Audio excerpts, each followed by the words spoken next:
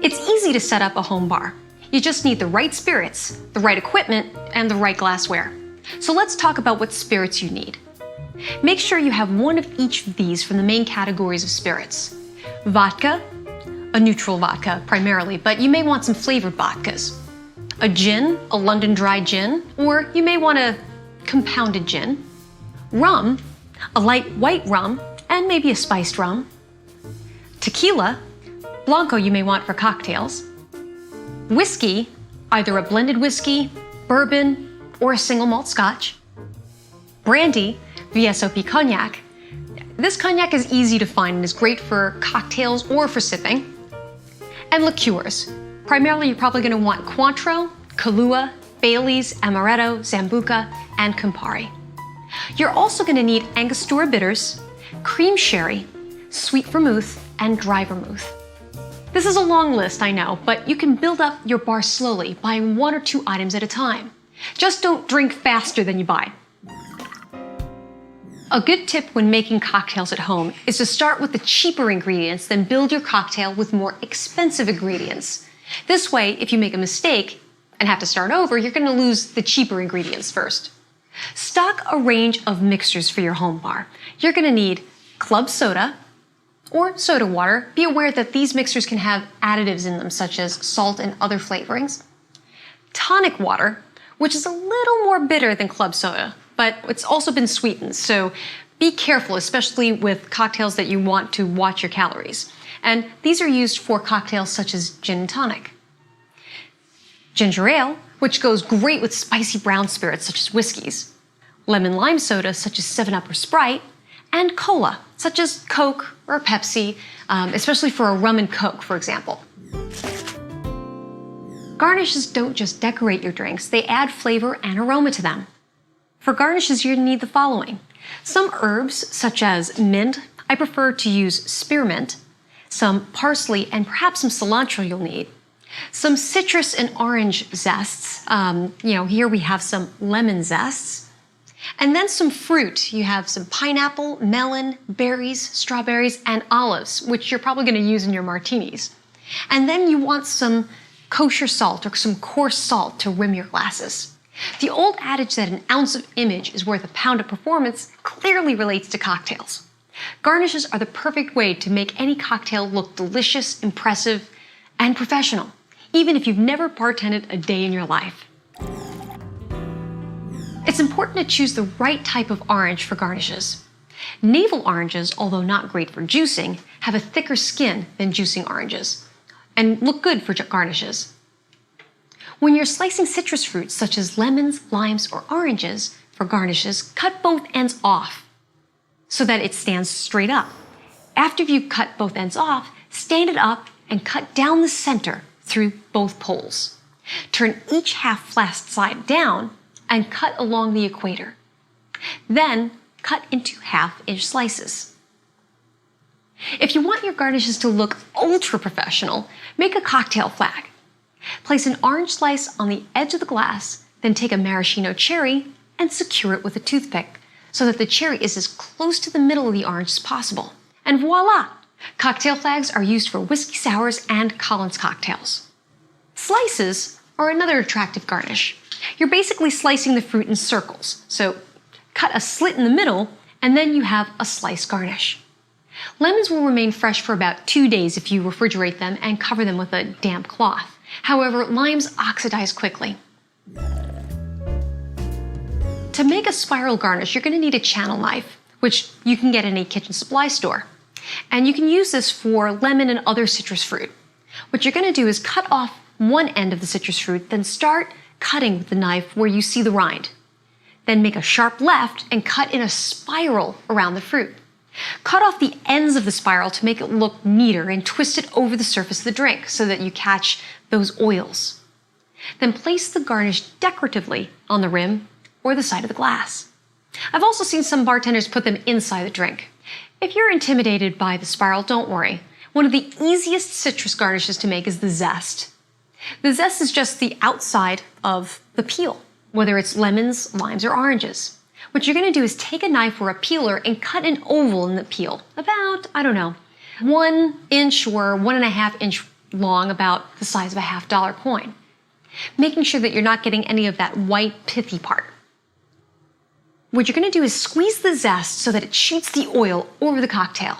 Then take the slice and rub the rim of the glass. You can do this, say, for martinis to enhance the flavor of the gin. Want to take it up to another level entirely? For you pyros out there, or if you're feeling brave, you can try a flaming twist. Again, this is done with lemon or orange zests. Let's have our mixologist Gina Scherzvani show us how to do this. We're going to teach you how to flame an orange zest. So what you're going to do is you're going to cut what we call a peel. You're going to take your knife, you're going to start at the top, and you're going to come across. So when I say a peel, it means that there's no fruit inside of the peel. So you have the pit, and then you have the zest.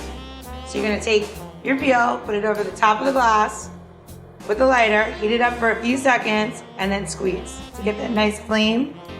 Go once around, drop it in. Sometimes you get just a little flame, but sometimes it really flares up, so be careful. Other than looking really impressive, this technique is doing some toasting of that orange oil, which adds a different flavor element entirely and depth to your cocktail. Rimming a cocktail glass makes it look a little frosted and yet adds another dimension to the taste. You see this done for drinks like the margarita. You'll need some lime or lemon, a plate, and coarse salt, or kosher salt. Cut the wedge so that you have some juice coming out and wet the outside of the rim of the cocktail glass. Don't wet the inside because you don't want the salt to fall into your drink. Then hold your glass so that the stem is parallel to the bar and dab the rim into the salt while turning the glass slowly until the whole rim is covered. And there you have it, 5 tips for great looking cocktails. I hope this has inspired you to make your own creations or just to have fun. Pairing cocktails and spirits with food is a hot trend. Chefs and mixologists have realized that spirits offer more versatility and freedom than other beverages with dinner. Why? You can change and tweak a cocktail to pair perfectly with any dish as long as you know the key elements of a pairing: balance, texture or mouthfeel, and flavor. An acronym that may help you remember this is BFF: balance, feel, and flavor. First, let's talk about balance. When I say balance, I'm really talking about 2 things: matching the weight or the body of the cocktail with food, or matching the tastes: sweet, sour, salty, bitter, or savory. The first tip for great pairings is to match weight with weight, or body with body. This means if the dish is rich and full-bodied, don't pair it with a delicate and subtle cocktail and vice versa. So, to demonstrate this concept, here's an extreme test you can try at home. Get some slices of chicken or turkey from the deli. Next, make a White Russian, which is 1 ounce each of vodka, Kahlua, and cream on the rocks. Taste the turkey and then the White Russian.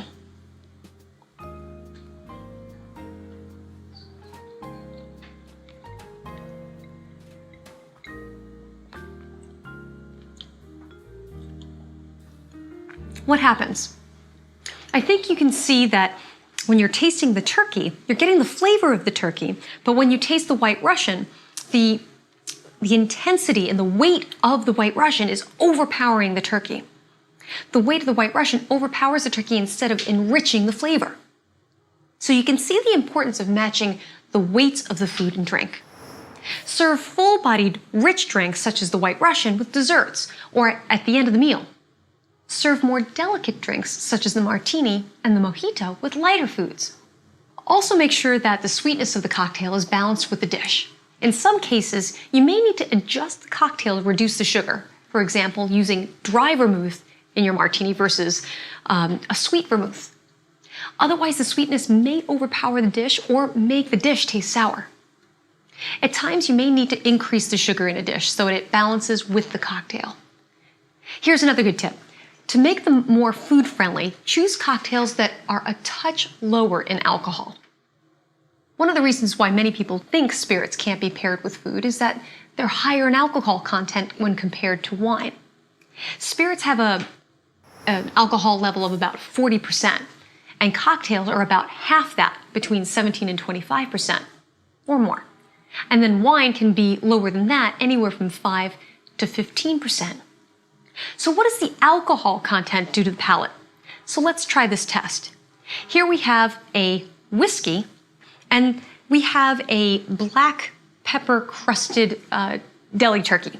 Or what you can use is pepper jack, anything that's got some heat to it. Now, to calibrate your palate, taste the whiskey first. Notice the impression of alcohol in your palate, especially that impression of heat.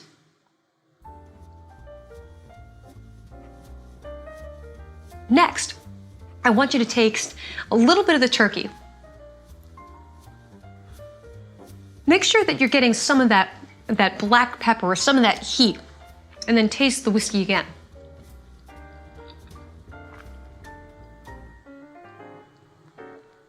Do you notice a difference? The impression of heat on your palate is totally amplified. The whiskey tastes hotter. If your motto is the hotter the better when you taste, you may actually like this experience. But for most people, the impression of heat is a bit too much for them. So with spicy dishes, you may want to tone down the drink in terms of alcohol. When you're deciding on pairings, think of common associations. What goes with what? Pair something spicy with something cooling like a cucumber or mint mojito. At PS7's in Washington, D.C., their executive chef Peter Smith did a pairing for us of roasted pork loin with a bacon and port reduction. They served it with gnocchi and port-infused figs. Their head mixologist then, Gina Chersavani, paired this with a port whiskey sour. She mixed 1.5 ounces of rye whiskey, 1 ounce of port, and a ½ ounce of fresh lemon juice. She shook it and served it over ice with lemon peel to garnish it. It was smoky, but light. When you've got heavy, rich foods, you need something to cut through the flavors and balance them out. The acidity, sweetness, and depth of the drink refreshes the palate between each bite. When pairing cocktails with food, you also have to consider texture. A look at some of the base ingredients is going to help you out in this area. For example, tomato juice, such as in a Bloody Mary, has a very different texture to champagne or soda water, such as in a mojito. So you wouldn't pair these cocktails with the same foods. Be sure to consider flavor when you pair cocktails and spirits with food. Here you can take two approaches: complementing or contrasting flavors. Complementing is connecting a flavor in the cocktail to the same flavor in the dish. This can be quite easy to do.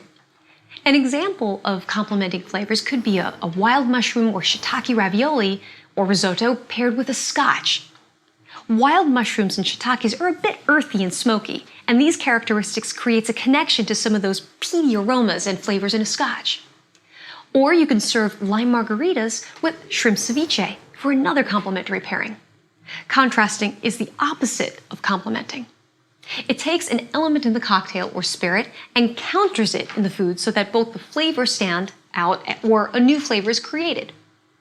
For example, Caribbean spiced dishes pair nicely with rum-based drinks that have a bit of fruit in them, so the fruit contrasts with the spices and the savory nature of the fish or beef dishes. A lot of high-end restaurants are offering spirit and food pairings, so try one of them. They're really fun and you'll enjoy them. You can buy flavored vodkas, but you might find it more fun to make your own. Making your own flavored vodka also allows you to control the flavor, and it's often both better and cheaper. Try making your own vanilla vodka, which is great for martinis and sweet drinks. It's also a snap to make with chili pepper. That's dynamite in Bloody Marys. It's a little more challenging, but you can even make bacon vodka, and that's great in savory drinks, believe it or not. Let's make some citrus-flavored vodka. This one's colorful and easy. You're going to need 1 lemon, or you can use an orange or a lime as well, 1 bottle of vodka, and lemon peels have oil in their skins, and that's where the flavor comes from. Take a knife and cut strips of peel from the lemon, or you can use a channel knife for long, swirly strips. Make sure you avoid or remove the pith or white part because that's going to make the vodka a little bit bitter. Put the peel in the glass and pour vodka over it, or just drop it in the vodka bottle and put the cap on it and wait for about 2 weeks. Here we've got some lemon citrus peels, and we have our vodka.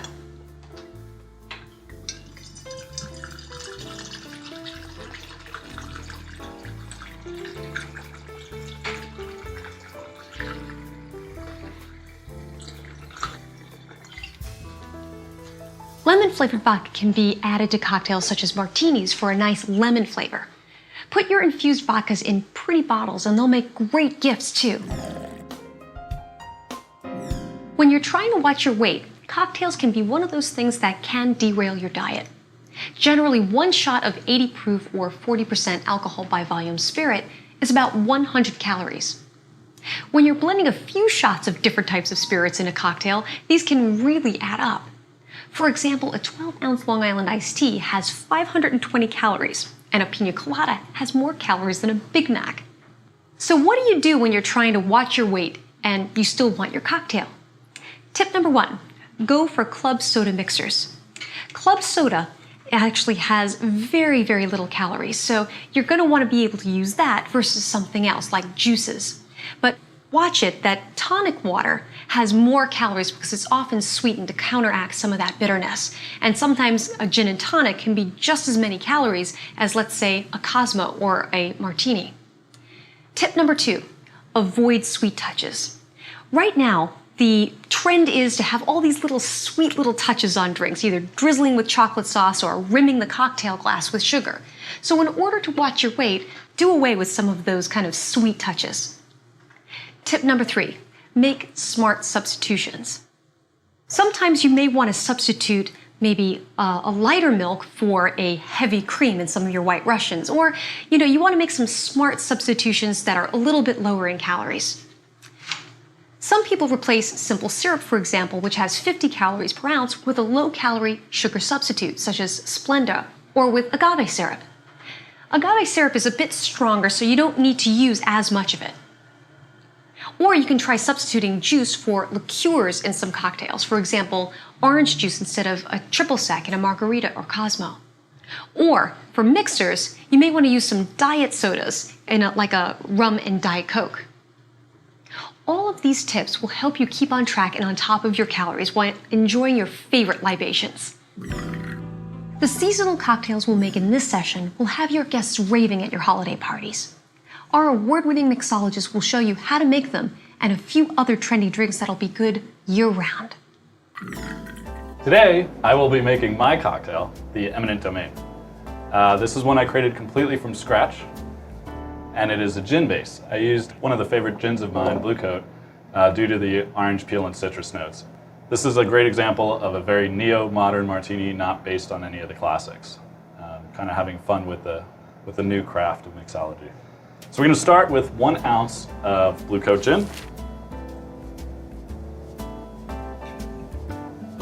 Next, we're going to be using a ginger cognac liqueur. It's got some sweet notes to it and then some bite from the ginger. And we're going to use 0.75 ounces. Next, we're using an Amaro, which is an Italian herbal liqueur. Using the sweet, the ginger, the herbal, with the gin as a base, really come together and give this drink a lot of layers, a lot of complexity, and a nice, fresh fall flavor. Speaking of fresh, we're going to use fresh citrus. Half a lemon, which interacts nicely with the ginger in the cognac liqueur and excites it. Finally, we're using pressed apple juice, 1 ounce.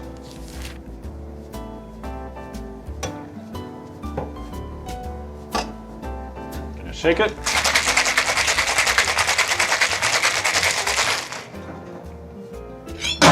Served in a chilled martini glass. What's great about this drink is a lot of flavors coming together. None of them are getting muddied. Each of them you can taste and pick out. And they just combine to make a beautiful product. There's synergy. And there you have Wisdom's Eminent Domain.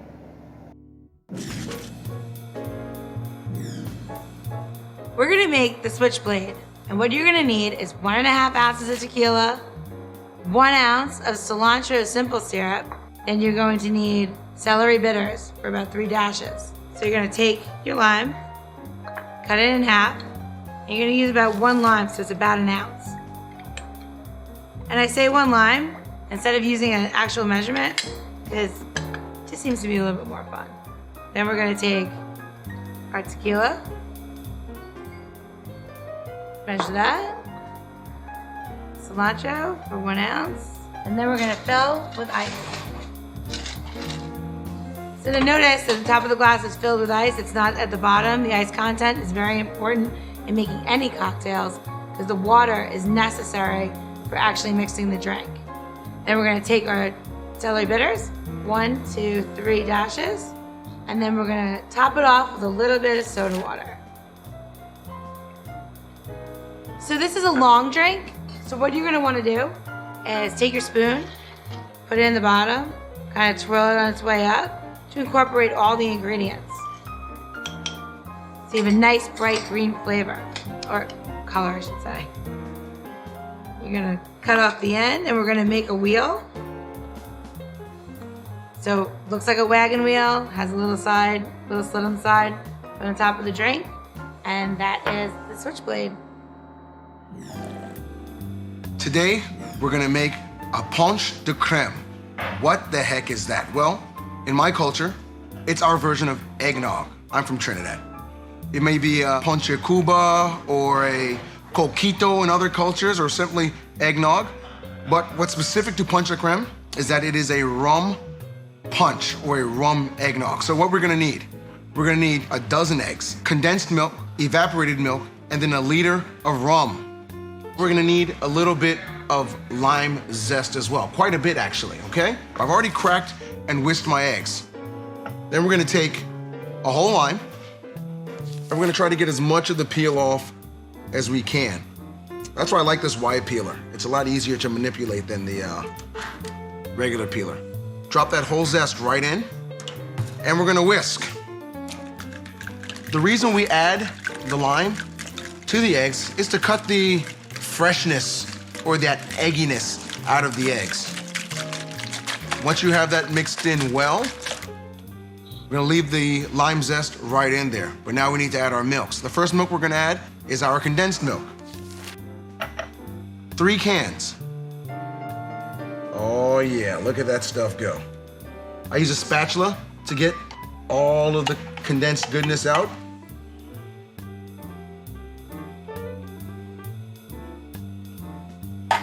Okay, we have our first milk in to our eggs.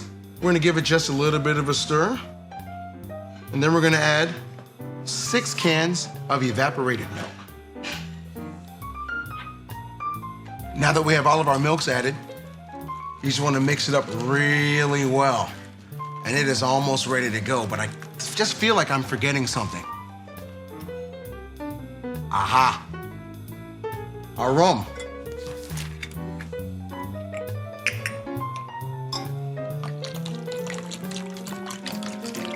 I love to add the rum while I'm stirring.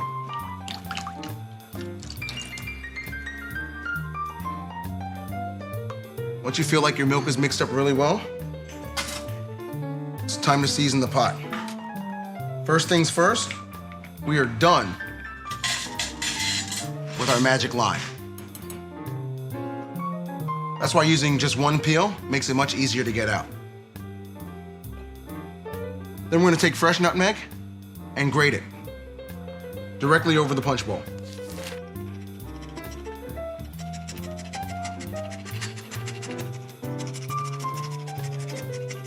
Now that's about 1/3 of a whole nutmeg right over. And then once again, we're gonna stir that in. And it may be a government law in Trinidad, I'm not sure, but you cannot make anything with rum in Trinidad and Tobago without any Angostura bitters.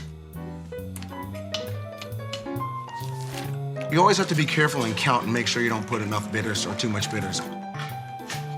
About 10 dashes, because there's no such thing for me as too much bitters. Just about half a glass of crushed ice. If you put any more, people will complain that you're not giving them their full portion.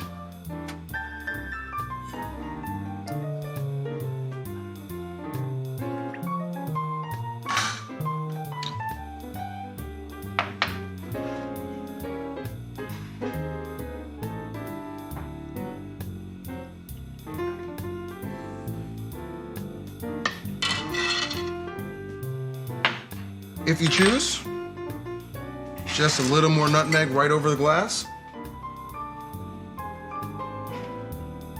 And if I come to your house, you can always add a little extra bitters for me.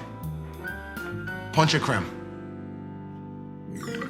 Now we're gonna make a blood and sand.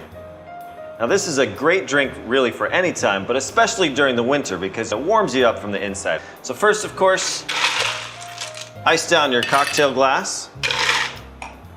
And this time again, you're gonna have 4 ingredients. First, you have scotch. Next is sweet vermouth. Then cherry heering, it's a cherry liqueur. And finally, fresh squeezed orange juice. I'm gonna put these in equal parts into my cocktail. So first we'll add the scotch, and I'm doing 3/4 ounce each. You can make it as big or as small as you want, just as long as you're keeping all of the proportions the same. Then the sweet vermouth, 3/4 ounce of that as well. The cherry heering. And finally the orange juice.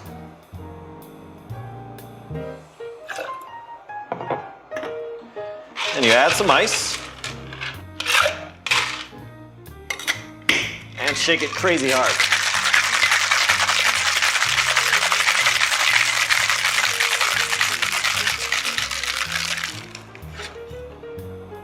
In this drink you've got the whiskey that's kind of a wintry kind of thing. The orange that's a winter fruit. Dump out your ice. Pour in the cocktail. And you'll see it's kind of frothy, and that shows that you've really shaken it hard. You've got a nice aeration into the alcohol. Garnish it with a slice of orange, and that's the blood and sand cocktail. Cheers.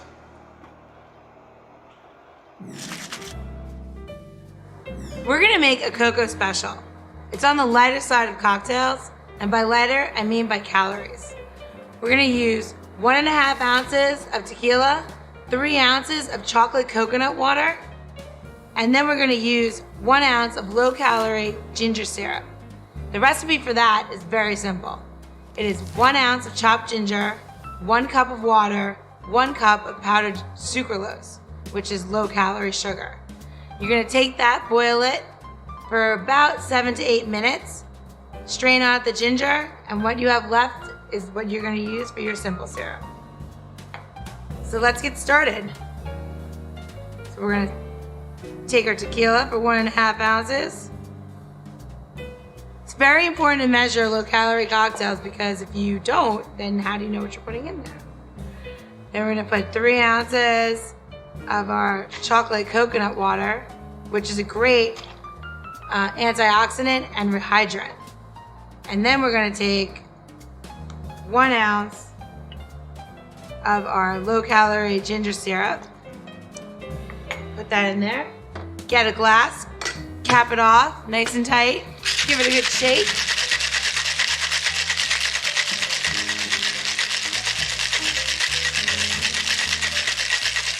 It's a bit of a workout in itself, huh? Get that pesky cap off. And we're gonna strain it into a coupe or martini glass. And you should have a nice froth across the top. Just enough to give it a little pinch of cajote cinnamon, which is also from Mexico, just like your tequila. And that is the Cocoa Special. Today, I'm gonna make for you the Wisdom Peanut Butter and Jelly Martini. This is a fun neo-martini, as far off of the standard traditional gin martini as you can get, but fun, unique, sweet, playful, very different, very new. So here we go. We start with 1 ounce of vodka, then 1 ounce of vanilla vodka. It could be infused vanilla vodka or store-bought. We're using 1 and 1 to dilute a little bit of the vanilla. If we use 2 ounces of the straight vanilla vodka, the cocktail overall would be cloyingly sweet.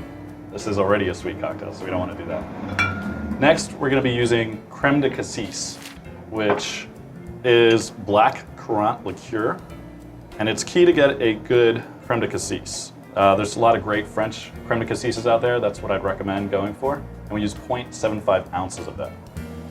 Followed by a hazelnut liqueur. We're going to use 1 ounce of hazelnut liqueur.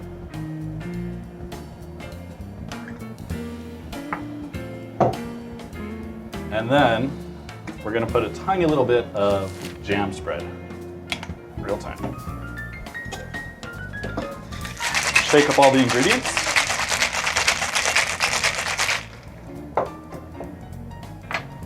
And it will be served in a chilled martini glass. It's a really fun drink, definitely on the sweeter side. You have a forward jam flavor and then a light faded peanut butter aftertaste. We're gonna dress with a row of blackberries. And there you have Wisdom's peanut butter and jelly martini. So we're gonna make the salsa verde. And what you're gonna need is 1.5 ounces of Del Maguey mezcal. You're gonna need 1.5 ounces of fresh cucumber water. Very easy to make. Take some cucumbers, skin them, put them in your blender, and you can just pass them through a strainer at home. You don't have to get all fancy with a juicer. But if you do want to get a juice extractor, it makes it a lot easier. Then you're gonna need 1/2 ounce of agave nectar. You're also gonna need fresh cilantro, and you're gonna take the cilantro, you're gonna need 6 leaves, so you're gonna actually pick them off the stems. You're gonna need our trusty little lemon over here for 3/4 ounce. And a glass, a Collins glass, which is a nice tall glass like this, filled with crushed ice. So we're gonna get started. And the trick is to take your 6 leaves and you're gonna put them in the bottom of your mixing glass. Then you're gonna take your ice and you're gonna pour it over the top and you're gonna bury your leaves. Notice we're not muddling them because you don't want it to get all soapy. So let's measure this out. So we have 1.5 ounces of the mezcal. Now we're gonna add 1.5 ounces of the cucumber juice.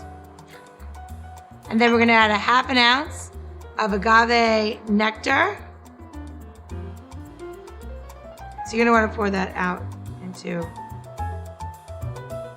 give it a little shake. And now we're going to cut our lemon.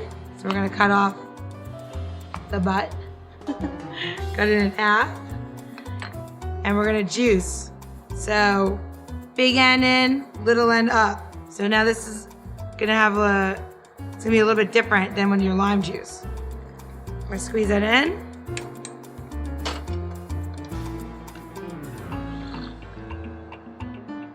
Squeeze in the remaining. Cap it. And now you have to really shake this hard.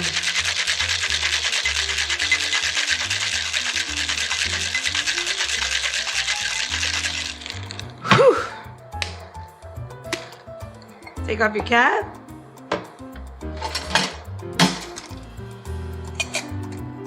And we're gonna strain it over the crushed ice.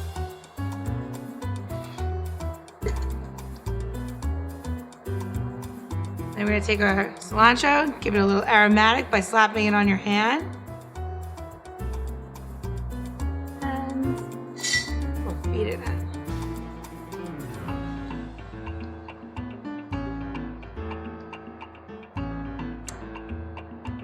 And there is your salsa verde. Today we're making a festive version of the Brandy Alexander called Brandy Van Alexander.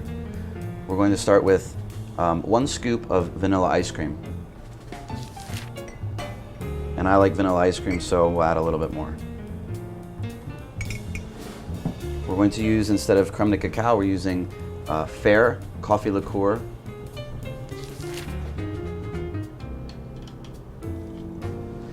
And we're using brandy today, Courvoisier VSOP, a very nice brandy for cocktails. We're going to stir this cocktail and the ice cream to sort of blend them together.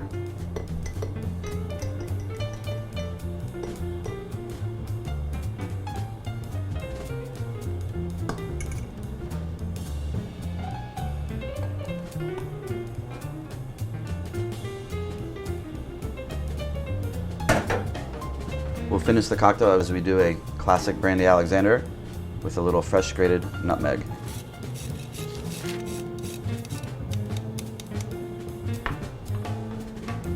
Brandy Van Alexander.